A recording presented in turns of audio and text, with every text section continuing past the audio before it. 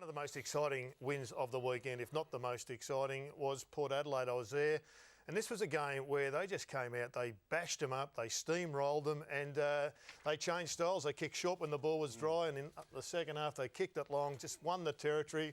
It was a really good match for the competition because the Eagles have looked like the premiership threat. We all know that they will be, but Port Adelaide are right back in it. Basketball terminology, the full court press. Did it well? It was on display. I think it was about 75% in Port's forward half of the game, which is extraordinary numbers, but they came to play.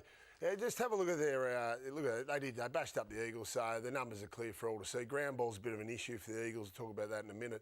Inside 50 is the big one, so plus 33. That's a focus of Kenny Hinkley and the coaching staff, Port Adelaide, coming into the season. They just want to see the ball inside 50 a hell of a lot more. So they've certainly had a game style change, no doubt about that. If you look at the difference between 2018 and 2019, they're a hell of a lot more direct. You know, they're willing to play on, take the game on, and just get the ball inside 50 to give themselves scoring opportunity. Wasn't lost on Nathan Buckley, who spoke on radio this morning.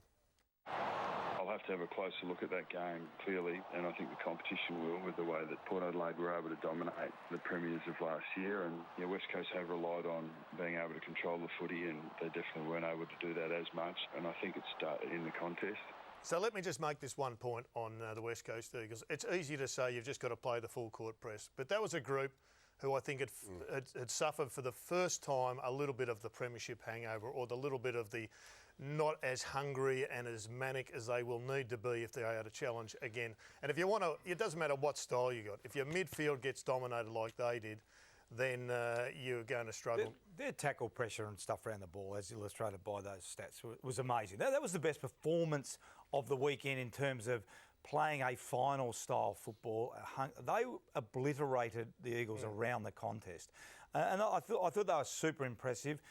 Look, I mean, you give the Eagles a bit of a mulligan because you know that they've started slow, and they're going to be okay. I think this is a bigger win for Port than it is a loss for the Eagles. I think it was the best performance of the year. It was Good Friday, so you're sitting back having a beer.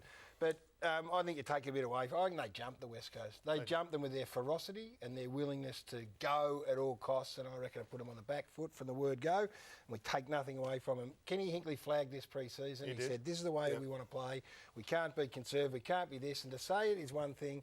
To go out and execute is spot on. So to 5 weeks in, they're one of the good stories. But I reckon if you're Adam Simpson, you'd like the wake-up call early in the year. Yeah, they got it against Brisbane, didn't they? No, early. That was... What they wasn't a That was pre-season. Well, they were still sleeping. No, they were still pre-season. That is a massive overhaul. Have a look at the differences there. So look at the inside 50 gone from number 7 to number 1. The boundary use, you know, they're prepared to go around the edge. They go up the corridor so much more. And they just play on a the mark play on, man. That's the one. That's a big one that stands out. That is him, Kenny Hinkley and his team saying, yep, that's fast footy. We've written it, now let's go and live it. And they're living it.